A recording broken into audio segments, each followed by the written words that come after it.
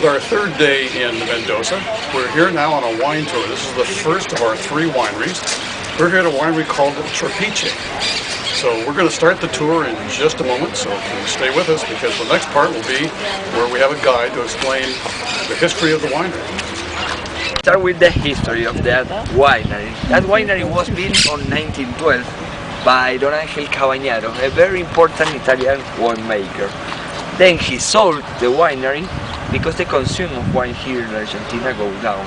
On 1912 was 90 liters per person per year. On 1970 that was 40 liters per person per year. Why? Because on 1912 was all water or wine. On 1970 and today you have a lot of drinks like the cokes, like the beers, like the liquor. For that reason the consumption of wine goes down. He sold the winery in 1970 and the winery was abandoned for 36 years. Trapiche buy this winery in 2006, restored the winery for here only produce the high quality wines of Trapiche. If you ask me where is the main winery of Trapiche, who produce the table wines, the popular wines, that one who is the biggest winery in Argentina. The capacity of that winery is 100 million liters per year. It's a lot.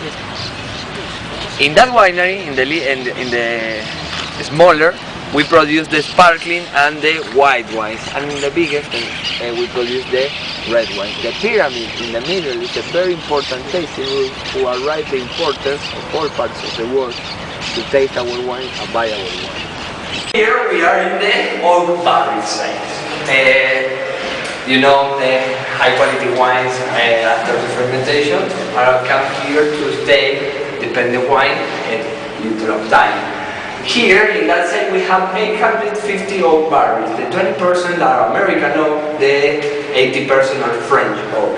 The difference between the American and the French one are the color, the aroma, and the smell, and the taste who make the wine. Some wines stay in both, a mix. Some other wines stay on the French one or just in American. We use that oak barrels only for 4 times, 4 different wines. The first wine we use the barrels, for example, depending variety or depending if it's a white wine or a red wine. An example, a Malbec, okay? The first Malbec we use, the oak barrels stay 18 months into the oak barrels. The second one stay a little less than the first one, the second one a little less than the second one, and the fourth one a little less than the third one. For example, the first one we use stay 18 months, the second one stay 15 months, the third one stay 12, and the last one, the fourth one, stay 9 months. After that, we sell it or we use for more popular wines, because the high quality wines need the new oak. The capacity of that oak barrels are 225 liters and the cost for the French oak barrels are 1,000 euros, are really, really expensive because the oak is not a normal wood, it's not a cheap wood. And you know, in US and France produce that oak barrels just with hand jobs. It's hand job. And no oak in South America. Yeah, maybe they are oak in South America or in Asia, for example, but no factories of that oak barrels, you know, because are really, really hard to produce. It's a hand job. It's a very, very special work. Well, we're at the end of the tour of this winery. We're at my favorite part, which is the wine tasting. What we've seen so far, just previous of course, is a little bit of the history of the pressing of the grapes, how they take care of the very special wines in the wooden barrels, because most of the wine that they sell is fermented in stainless steel vats.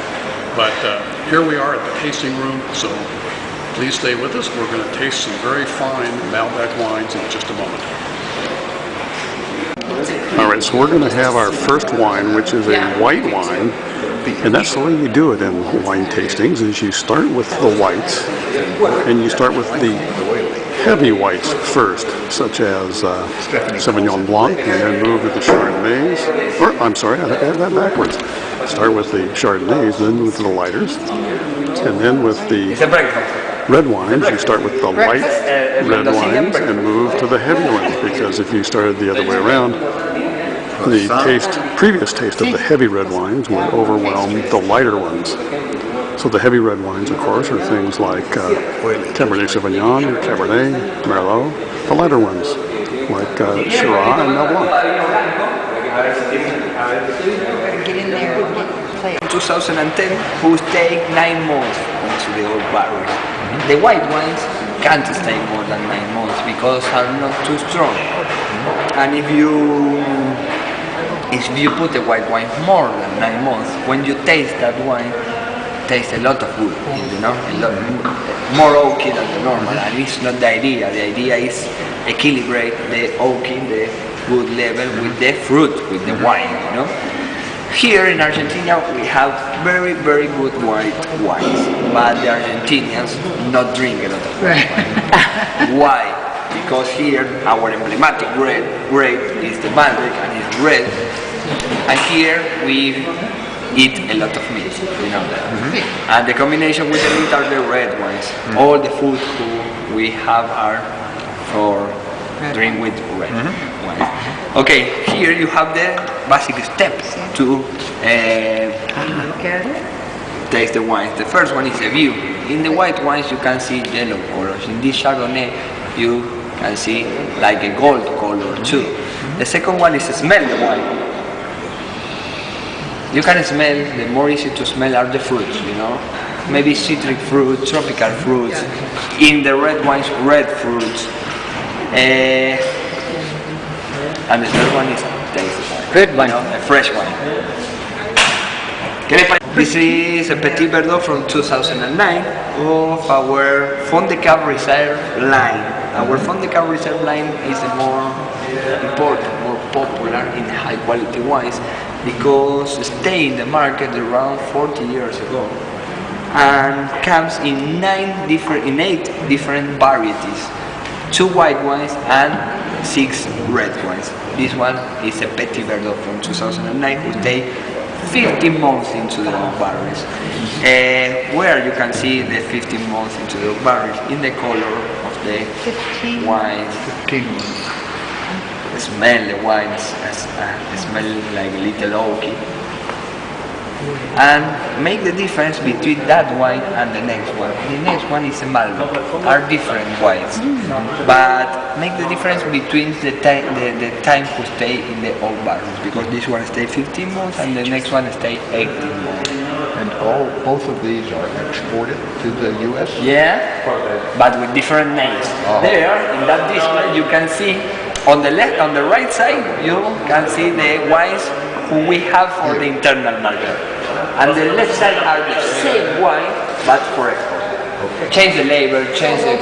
So the left side is what we would look for. Left side, exactly. I see. Change the label, change the name, change the bottle, why is on marketing. Yeah, Ah. This name in the US for export, the name is Broquel. You know? Right, that's the one that I recognize. Exactly. I've seen that. Yeah? Well, that concludes our tour of the Trapiche Winery. It's a beautiful day. We're on our way to winery number 2, where of course we're hoping that we get to sample a few more wonderful Argentine wines. Please stay with us. This is Top of the Morning. We're here at winery number 2, which is the Bodegas Lopez. This is a much older winery, and it appears to be much larger. I'm standing in front of a cask, which is very old. It holds some wine, a lot of wine, as you can see based on the size. We're going to be taking the tour, yet another tour, but this winery is much bigger, so let's see how they do wine at the Bodega Bakery. And let me try that again, at the Bodegas Lopez Winery. Finally got that right. Okay, let's continue on. I'm going to have to be careful on my wine tasting. Okay, it's kind of noisy, so I hope that you can hear me, but here are some grapes that are been dumped by the vineyard truck, and you can see the device in the bottom there is slowly crushing the grapes. It's very noisy in here, but I wanted to show you these very big tanks. The grapes go there right after the stems and leaves are taken away. They sit there for a few days to let things sort of settle and the fermentation start, and then they go up here to this crusher that you see slowly revolving around. We're at the portion now where they put the better wine in these very large casks and they age for 6 years. And now here's something interesting. At the end of the 6 years, they take the wine out and a very small person, and I'm not making this up, a very small person crawls inside there with a oxygen mask on and cleans the inside of the barrel before they refill it with wine. We're now going to the bottling plant where it may be a little noisy. Here we are at the bottling plant. It's a little noisy, but I hope you can hear this. This is where the bottles get their labels. You can see that they already have the cork in the top. Here's where they get the labels, and in a moment we'll see where they get put in the box. This young lady has an exciting job. She looks at the bottles to make sure that everything is right. All the labels are exactly the way they should be, and if they're not, she then takes off the label and starts all over again. It has to be an exciting job when you think that she probably does this 8 hours a day. There's a pallet of wine. It's about to be taken by the forklift and put into storage, making ready for shipment to the United States and other parts of the world. That completes the process. Next we're going to the wine tasting, so please stay with us. Same brand of the winery. This is the top, the best brand that we have here at the winery, the premium. This is an extra brut, so it means that it has 7 grams of sugar per liter. It's not dry and it's not sweet. It's in the middle. It's perfect. Okay? Perfect. Perfect. And beautiful. Yeah, it's a blend. It has Chardonnay, Semillon, and Pinot Noir grapes. Okay, Pinot Noir is a red grape, but we have, during the fermentation, we have just take all the skin and seeds out of the tank, and we start this fermentation with our white wine. Okay? So, this sparkling wine was elaborated with a method that is called Charmat. Okay? All the sparkling wines needs a second fermentation. For that second fermentation, there are 2 methods. Maybe you will know one, that is the champagne one. Okay, that is a French method. And the other one is an Italian method, that is Charmat. Okay, this sparkling wine was elaborated with the Charmat method. Have you ever heard about it? No. Okay. So what we do is to put the white wine that we have elaborated here at the winery. We take it to the sparkling wine facilities. We put it inside stainless steel tanks, and then we add sugar, okay, and yeast. We close it, and there starts its second fermentation. Okay, it produces carbonic gas, and being closed at time, that carbonic gas can get out. So that's why the sparkling wine has natural bubbles.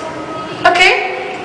After that, what we have to do is just to add sugar, just to make it sweeter or dry. Okay. Then, second one. So we have the red wine. The brand is Casona Lopez. This is a really exclusive brand of the winery because we don't sell this wine in any supermarkets. We just sell it here. Okay? This is a Malbec, the best grape here in Argentina, in Mendoza. 100% grapes Malbec. The harvest is 2008. Okay, so that means that it has stayed 2 years inside the cask. Okay, you're gonna feel it really smooth, really easy to drink. Be careful, okay? You're gonna smell the red fruits and you're gonna feel it really light in the glass. Okay? Ready to start? Yes. Yes. Well, that concludes our tour of the Bodega Winery. It was founded in 1898. It's a massive production. It appears to sell or make much more wine than the previous winery that we saw, but still a fine quality product. So we're on to our 3rd winery. Please stay with us. It's coming to you from Argentina, from the province and town of Mendoza. Well, you can only drink wine so long, and so we're now going to stop for a little lunch. We're going underneath a grape arbor, most appropriately. So let's see what's for lunch today in Mendoza. So we're here at El Rancho for lunch. It's a beautiful old estancia. We've got grape arbors welcoming the guests. So let's go inside and see what we have for lunch. Well, we're about to start our lunch. Yes. You can see that there's a variety of meats and cheeses available. We're hoping, of course, to have some great Malbec wine. Oh, really? Our serving attendant is just about to come in and tell us. We prepared for 5. We prepared the table for 5 in case a guide came or We could invite our guide. We have a, would you like to have it on the table and eat with you? Malbec, carrots and maize carrots, rice and Malbec, beets and Malbec, Wow. lemon, egg, black beans and vinaigrette, oranges, the sauces you have in the center, smoked mayonnaise, right here, liver mayonnaise, pumpkin mayonnaise, gourmet mustard, homemade ketchup.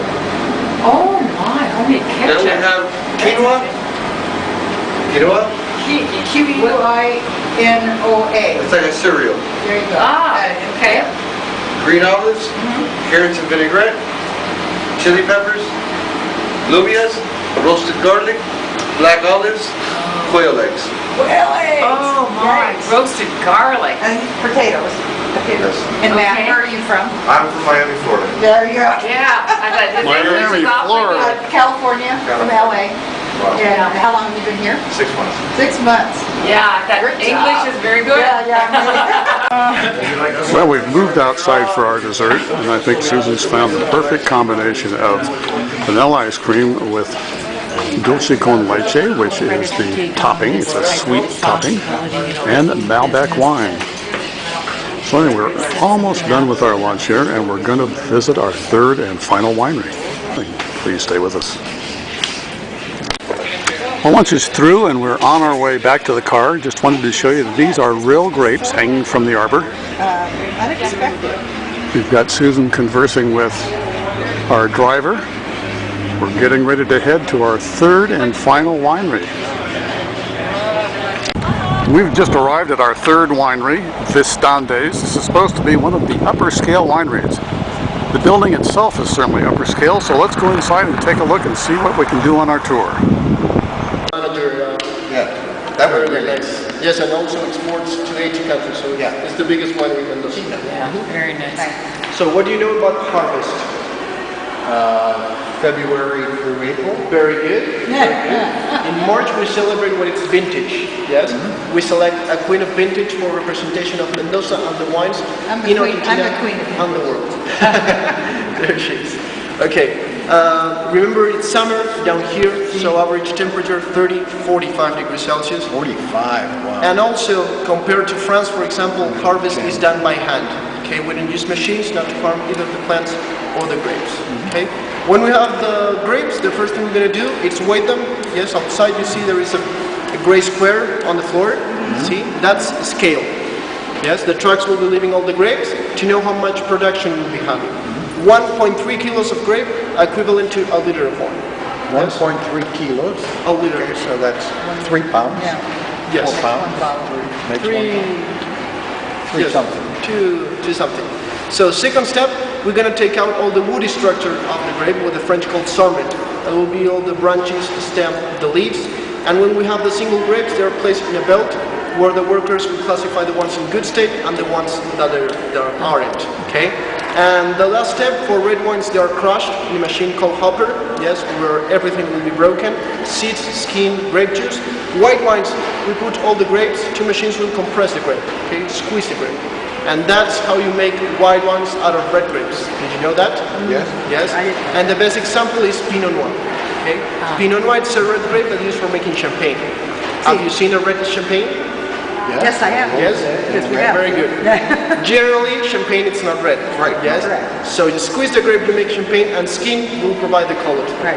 Yes. In case of red champagne, you leave the skin in the touch of the grape juice. Okay. So when we have the must, remember it's the combination of skin, seeds, grape juice. We put it in this stainless steel tank for beginning fermentation. Yes. What is fermentation? Let's see. The sugar and the yeast, They make kind of a thing, and you make alcohol. Yeah. Yes. That's It's right. natural transforming from sugar to alcohol. Yes. Where do we find the yeast? In the same skin of the grape. Yes. So no, we never wash the skin, not to lose the natural yeast. Temperature, it's very important. 16, 18 degrees Celsius to fermentate white wines, 26 to 30 when it's red. What happens if you add more temperature, you create a process called the murder of the yeast. Yes? The murder? The murder of the yeast. It's like that. Yes, you kill the yeast, you spoil the wine that it's in here. How much wine we keep here? 15,000 liters of wine. Imagine spoiling 15,000 liters of wine, it's not a very good idea. Temperature is very important to keep an eye on. Okay? 7 to 15 days takes the fermentation. The same fermentation will make CO2, sparkles, and will make all the sediments and impurities to go out. We open these little doors, we connect hoses to the holes you see next to each tank. Yes? All the wine will be thrown in huge pools we have under this place. And what is left? Sediments, impurities, skin, cysts will go to the distillery for us to make beauty products with its essence for soaps, shampoos, creams, grappa. Yes, have you ever tried grappa? And whiskey, like Italian whiskey. Exactly, it's kind of a strong tequila. Yes, aguardiente, pisco, for This is example. the man that drinks So nothing. original that that anything knows is all this. wasted. Okay? Any questions? No. No, you're doing great. Yeah. So better wines in Argentina or Brazil? No, Argentinian wines are. Yeah? Yes, Brazil is very hot, very humid, but they produce really good white wines in South Brazil. Good white wines on the Better border with Chardonnay. Uruguay. Better wines in Blanc. Argentina or California? I think they're-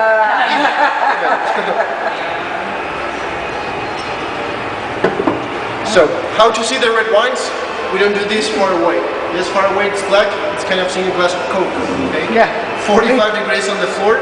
Take advantage of the white floor to see the surroundings. See?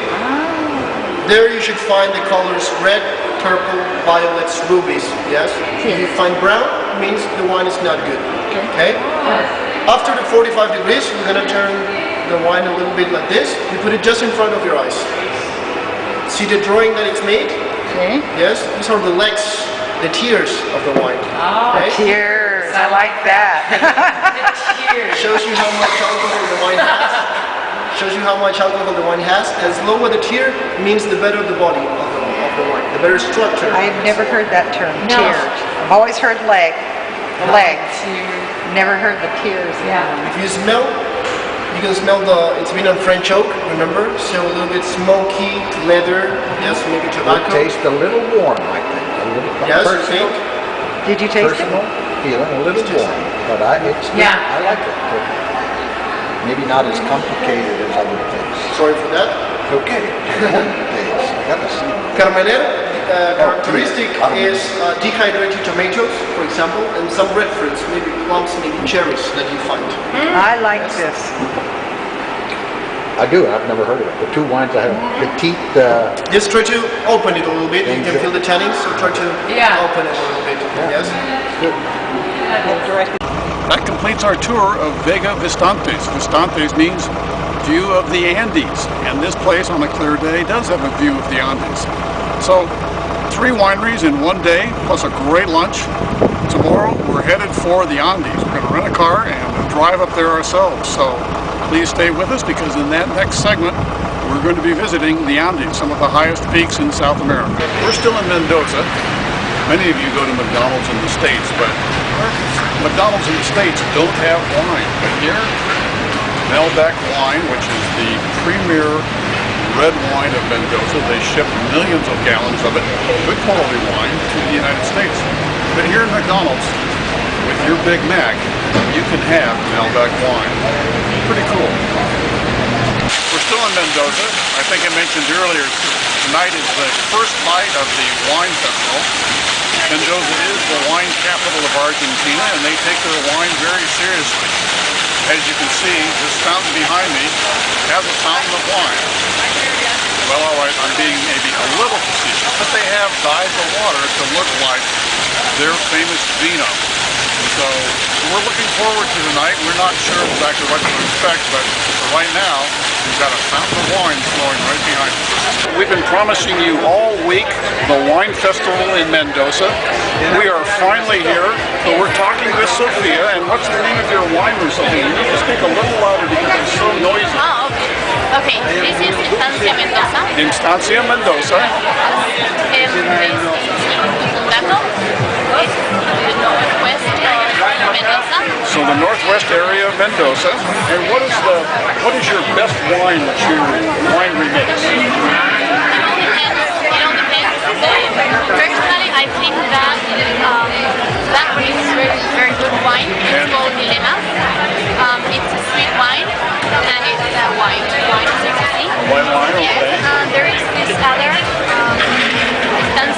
Mendoza, Cabernet, Malbec, that are those are different. They are So you make a Malbec as well as a red wine. Besides, and Malbec is a grape that Mendoza is very famous for. It's like a Cabernet or a Syrah. It's not as big as a Cabernet, right? It's more like a Syrah or a Merlot. It's lighter. It's a lighter wine. Besides the Malbec, do you grow any other types of grapes? The reds. yeah, we have Merlot. The Merlot, all right. So they make a Merlot as well.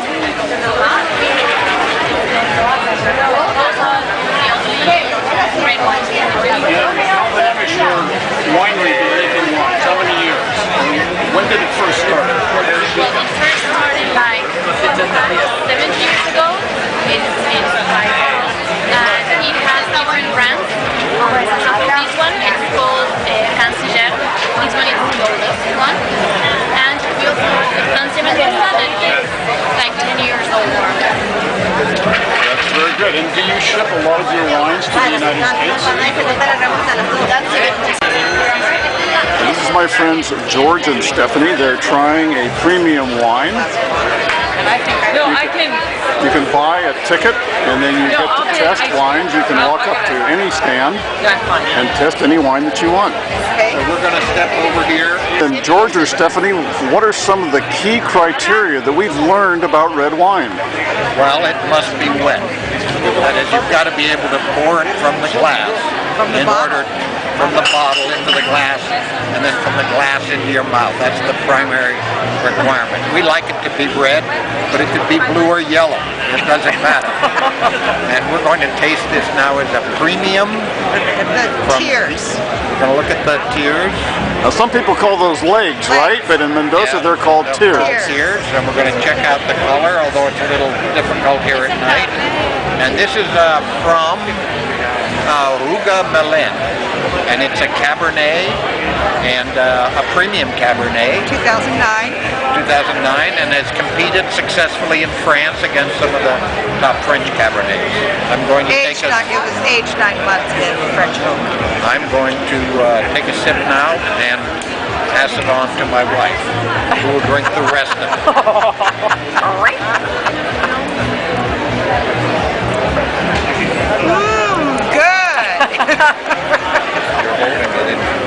I'm holding it the way I'd like. You can tell we're having a great time here in Mendoza. We've seen a lot of things, we've done a lot of things, and George has some red wines, and things can't be all bad. But we have to move on. We're going to El Calafante, which is about 3 hours south of here by air. We're going to take an airplane this time, which George and Stephanie and Susan are happy to hear instead of the bus. So the next time you see us, we're going to be in El Calafante.